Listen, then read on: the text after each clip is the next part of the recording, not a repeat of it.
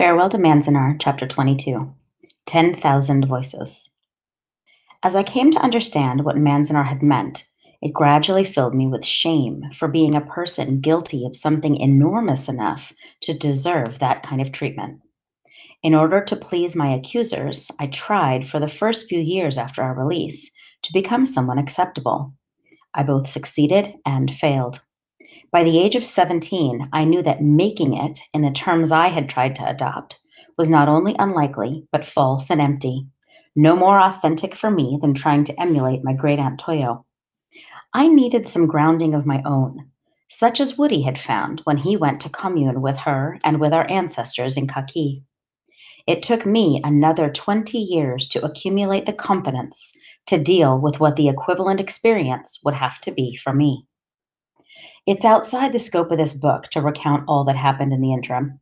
Suffice to say, I was the first member of our family to finish college and the first to marry out of my race. As my husband and I began to raise our family, and I sought for ways to live agreeably in an Anglo American society, my memories of Manzanar for many years lived far below the surface. When we finally started to talk about making a trip to visit the ruins of the camp, something would inevitably get in the way of our plans. Mainly my own doubts, my fears. I half suspected that the place did not exist. So few people I met in those years had even heard of it, and those who had knew so little about it. Sometimes I imagined I had made the whole thing up, dreamed it. Even among my brothers and sisters, we seldom discussed the internment. If we spoke of it at all, we joked. When I think of how that secret lived in all our lives, I remember the way Keo and I responded to a little incident soon after we got out of camp. We were sitting on a bus stop bench in Long Beach when an old, embittered woman stopped and said, "Why don't all you dirty Japs go back to Japan?" She spat at us and passed on. We said nothing at the time. After she stalked off down the sidewalk, we did not look at each other. We sat there for maybe 15 minutes with downcast eyes and finally got up and walked home. We couldn't bear to mention it to anyone in the family. And over the years, we never spoke of this insult. It stayed alive in our separate memories, but was too painful to call out into the open. In 1966, I met a Caucasian woman who had worked for 1 year as a photographer at Manzanar. I could scarcely speak to her. I desperately wanted to, but all my questions stuck in my throat. This time, it was not the pain of memory. It was simply her validation that all those things had taken place. Someone outside the closed community of Japanese Americans had actually seen the camp, with its multitude of people and its swarm of buildings on the plain between the mountains. Something inside me opened then. I began to talk about it more and more. It was April 1972, 30 years almost to the day that we piled our 3 kids into the car and headed out there. From where we live now in the California coast town of Santa Cruz, it's a full day's drive.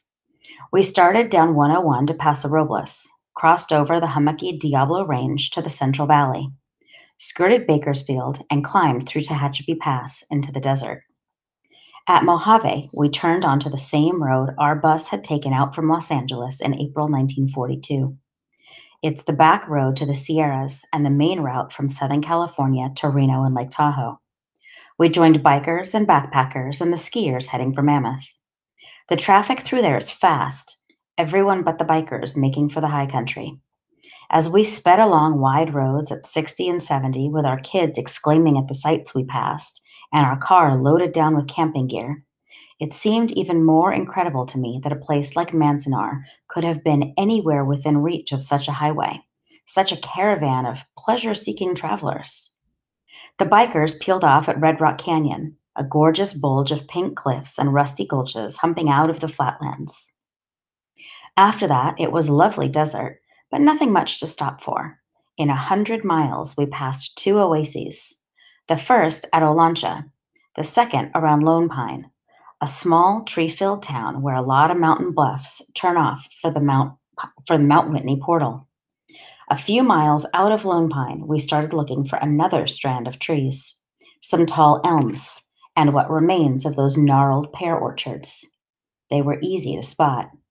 Everything else is sagebrush, tumbleweeds, and wind. At its peak in the summer of 42, Manzanar was the biggest city between Reno and Los Angeles, a special kind of Western boomtown that sprang from the sand, flourished, had its day, and now has all but disappeared. The barracks are gone, torn down right after the war. The guard towers are gone, and the mess halls and shower rooms, the hospital, the tea gardens, and the white buildings outside the compound. Even the dust is gone.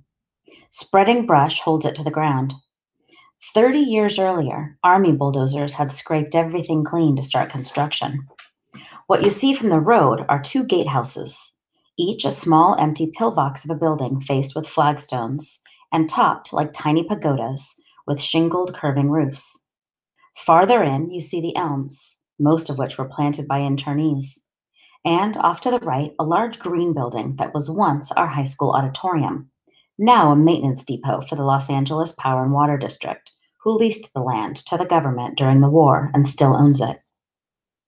Past the gatehouses, we turned left over a cattle guard and onto a dirt perimeter road that led to the far side of the campsite. About half a mile in, we spotted a white obelisk gleaming in the distance and marking a settled line where the plain begins to gradually slope upward into the alluvial fan that becomes the base of the mountains. It seems miraculous, as if some block of stone had fallen from the peaks above and landed upright in the brush, chiseled, solitary, 12 feet high. Near it, a dozen graves were outlined in the sand with small stones, and a barbed wire fence surrounded them to keep back the cattle and the tumbleweed. The black Japanese script cut into the white face of the obelisk read simply, "A Memorial to the Dead." We were alone out there, too far from the road to hear anything but wind. I thought of Mama, now 7 years gone. For a long time, I stood gazing at the monument. I couldn't step inside the fence. I believe in ghosts and spirits. I knew I was in the presence of those who had died at Manzanar. I also felt the spiritual presence that always lingers near awesome wonders like Mount Whitney. Then, as if rising from the ground around us on the valley floor, I began to hear the first whispers, nearly inaudible, from all those thousands who once had lived out here. A wide, windy sound of the ghost of that life. As we began to walk, it grew to a murmur, a thin, steady hum. We turned the kids loose, watched them scamper off ahead of us, and we followed what used to be an asphalt road running from the backside of the camp a mile out to the highway. The obelisk, built in 1943, and the gatehouses are all that have survived intact from internment days. The rest of the place looks devastated by a bombing raid. The old road was disintegrating, split, weed sprung. We poked through the remains of hospital foundations, undermined by erosion channels.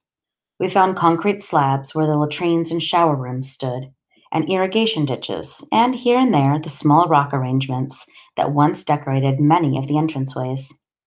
I had found out that even in North Dakota, when Papa and the other Issei men imprisoned there had free time, they would gather small stones from the plain and spend hours sorting through a dry stream bed looking for the veined or polished rock that somehow pleased the most. It was so characteristically Japanese, the way lives were made more tolerable by gathering loose desert stones and forming with them something enduringly human. These rock gardens had outlived the barracks and the towers and would surely outlive the asphalt road and rusted pipes and shattered slabs of concrete.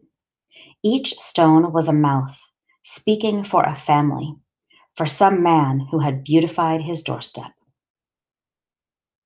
Vegetation gets thickest toward the center of the site, where the judo pavilion once stood, and where rows of elms planted as windbreaks have tripled their growth since the 40s. In there, we came across the remains of a small park. A stone-lined path ran along the base of a broad mound of dirt about 5 feet high. Stones had been arranged on the mound, and somehow low trees still shaded it and made an arch above the path. For a moment, I was strolling again, finding childish comfort in its incongruous design. But after 10 feet, the path ended in the tumbleweeds. The trees were dry and stubby, the mountain was barren, and my attention was arrested by a water faucet sticking 2 feet out of the sand, like some subterranean periscope. One of these had provided water for each barracks. They stuck up at intervals in every direction, strangely sharpening the loneliness and desolation, sometimes the only sign of human presence in an acre or two of sand. My mood had shifted. The murmur turned to wind. For a while, I could almost detach myself from the place and its history and take pleasure in it purely as an archaeological site. I saw the outlines, patterns this city must have taken. I imagined where the buildings stood, almost as I once did nosing around old Roman villas in Europe. We saw a low ring of stones built up with cement and wondered who the mason was who knelt there and studied the shapes before fitting them together. We moved around the ring a few feet to find out. This was the old flagpole circle, where the stars and stripes were hoisted every morning, and the inscription scratched across the top said, "Built by Wada and Crew, June 10th, 1942 AD." The AD made me shiver. I knew that the man who inscribed it had foreseen these ruins and did not want his masonry identified with the wrong era. His words coming out of the stone became a voice that merged with all the others. Not a murmur this time, but low voices muttering and chattering all around me. We were crossing what used to be a fire break, now a sandy field devoid of any growth. The wind was vicious there, with nothing to break it, and the voices grew. The fire break was where we had talent shows and dances and outdoor movies in the summer, and where the kids played games. I heard the girls' glee club I used to sing in, and way off from the other side of camp, their tiny grade school sopranos singing, "Beautiful dreamer, wake unto me." I closed my eyes, and I was 10 years old again. Nothing had changed. I heard laughter. It was almost dusk, the wind had dropped, and I saw old man squatting in the dirt. Papa and some of his cronies muttering and smoking their cigarettes. In the summertime, they used to burn orange peels under gallon cans, with holes punched in the sides to keep the mosquitoes away. Sometimes they would bring out their boards to play Go and Hana. The orange peels would smolder in there, and the men would hunker down around the cans and watch the smoke seep out of the holes. From that fire break, we cut across toward the first row of pear trees, looking for what might remain of Block 28. There wasn't much to guide us but the trees themselves and a view I remembered of the blunt, bulky Inyo Range that bounds the eastern limit of the valley. When we were close enough to smell the trees, we stopped. They were stunted, tenacious, tough, the way a cactus has to be. The water table on that one area has kept them living through all the years of neglect, and they were ready to bloom at any moment.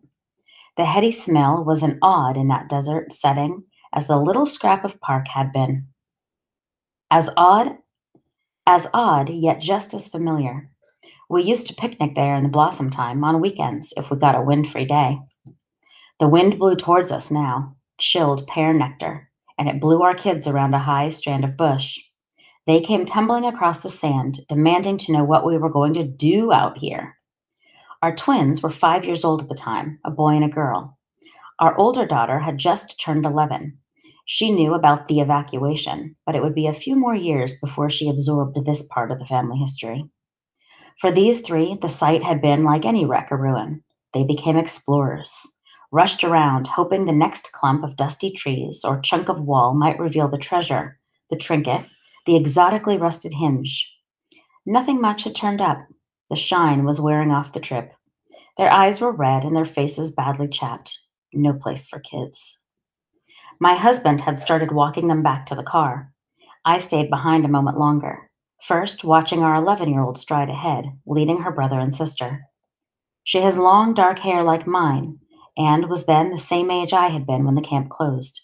It was so simple watching her to see why everything that had happened to me since we left camp referred back to it in one way or another. At that age, your body is changing, your imagination is galloping, your mind is in that zone between a child's vision and an adult's. Papa's life ended at Manzanar, though he lived for 12 more years after getting out. Until this trip, I had not been able to admit that my own life really began there. The times I had thought I dreamed it were one way of getting rid of it, part of wanting to lose it, part of what you might call a whole Manzanar mentality I had lived with for 25 years. Much more than a remembered place, it had become a state of mind. Now, having seen it, I no longer wanted to lose it or to have those years erased. Having found it, I could say what you can only say when you've truly come to know a place. Farewell. I had nearly outgrown the shame and the guilt and the sense of unworthiness. This visit, this pilgrimage, made comprehensible, finally, the traces that remained and would always remain like a needle. That hollow ache I carried during the early months of internment had shrunk over the years to a tiny sliver of suspicion about the very person I was. It had grown so small, sometimes I'd forget it was there. Months might pass before something would remind me.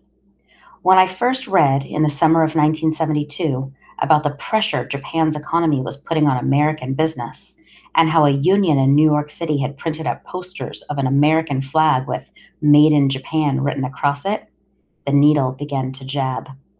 I heard Mama's soft, weary voice from 1945 say, "It's all starting over." I knew it wouldn't, yet neither would I have been surprised to find the FBI at my door again. I would resist it much more than my parents did, but deep within me, something had been prepared for that. Manzanar would always live in my nervous system, a needle with Mama's voice.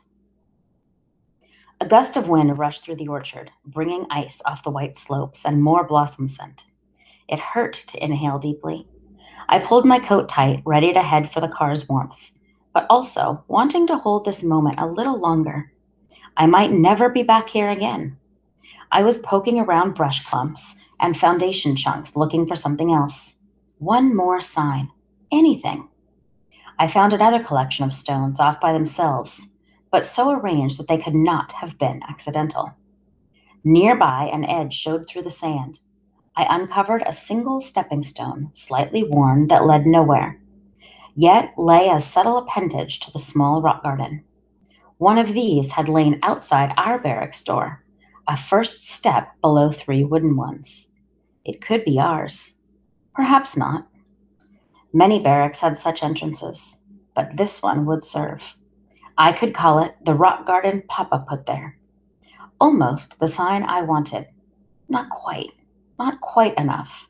There was more to all this than the lovely patience of these gathered stones. They were part of it, but there was something else in the air, a sound, a smell, just a whiff, hanging on that gust from the orchard, or blown down the ghostly alleyway of what used to be the street we lived on. I was hearing Mama's voice once more, but differently, louder now, right in front of me, and I smelled cork burning. That was one of Papa's remedies when her back knotted up. He would take little coins of cork and place them on the tension nodes and light them, and then the cork would burn dark rings into her skin as she hunched on the porch steps, groaning with relief.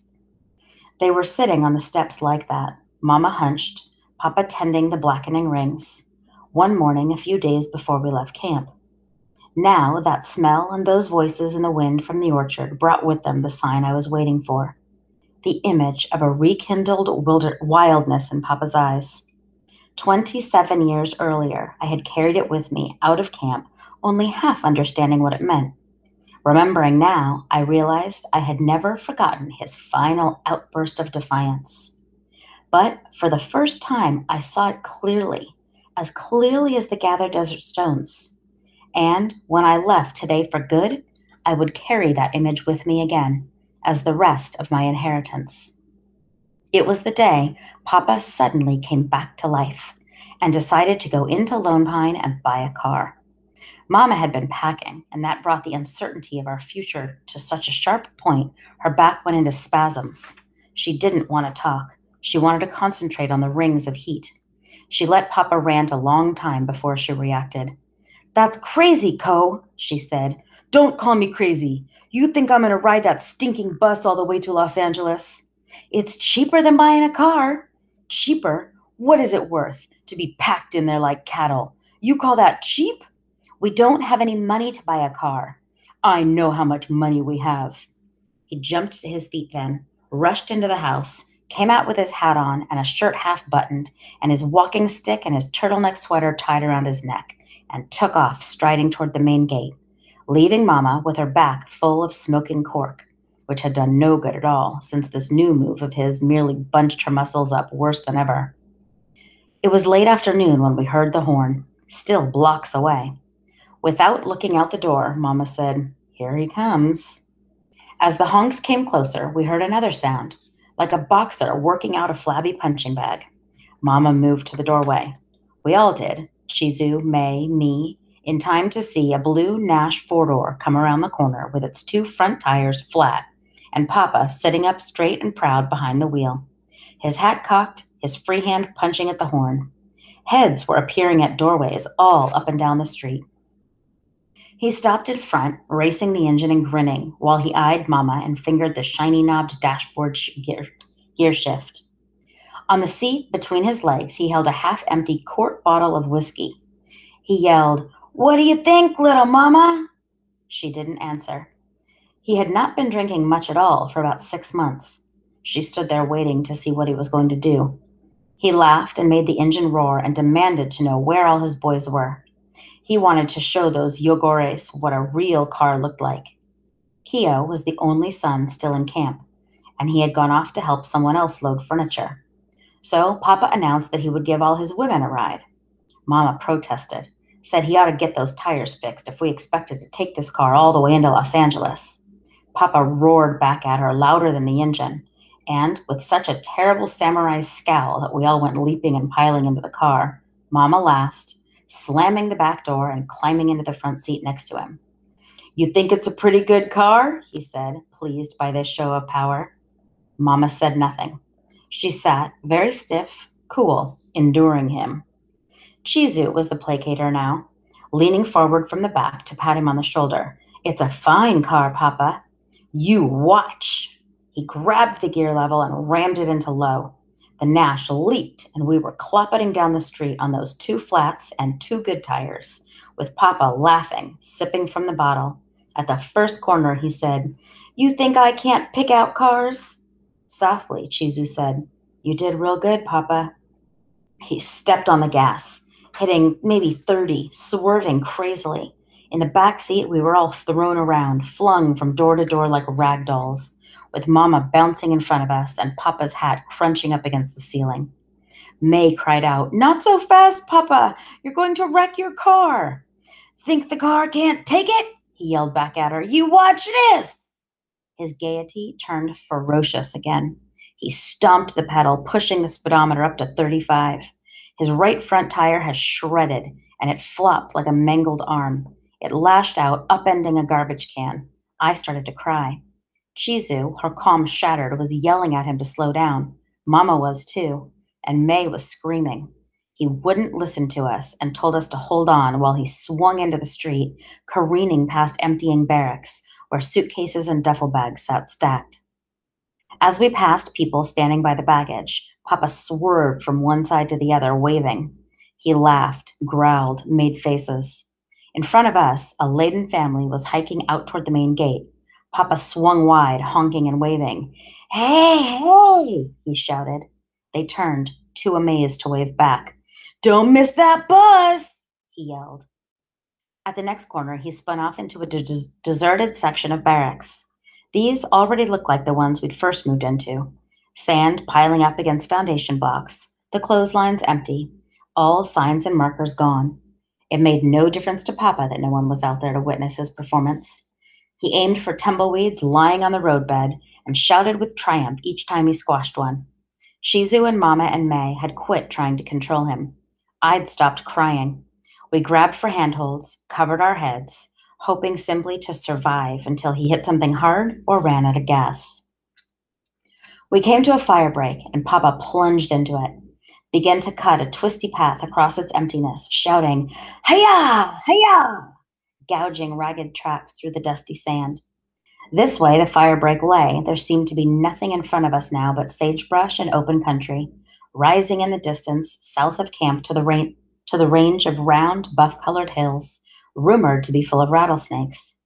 The few times I wished I could walk in one direction for as long as I wanted, the threat of those rattlesnakes deterred me. And now, farther south, beyond that visible barrier, out in the world I scarcely remembered, there loomed the dark, threatening cloud I'd heard grown-ups talk about. The way we seemed to be heading, I should have been frightened into a coma.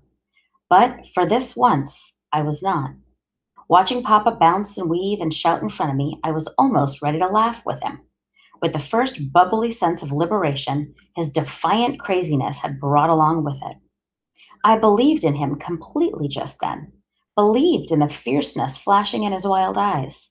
Somehow, that would get us past whatever waited inside the fearful dark cloud, get us past the heat and the rattlers, and a great deal more. At the fence, he had to turn, sending up a white billow of dust, where the fence met the highway, and we cornered again, heading for the bus stop. A crowd waited there, standing idly, sitting around on scattered baggage. They all turned to watch when they heard us coming. Papa tooted the horn and yelled out, "No bus for us! No bus for us!" The young kids were mystified by this and stood open-eyed watching. Some of the older folks smiled, waving as we hit a chuck hole and bounced. Papa swung left, and we clattered out onto the wide, empty boulevard that ran the length of the camp, back to where our own baggage waited at the final packing.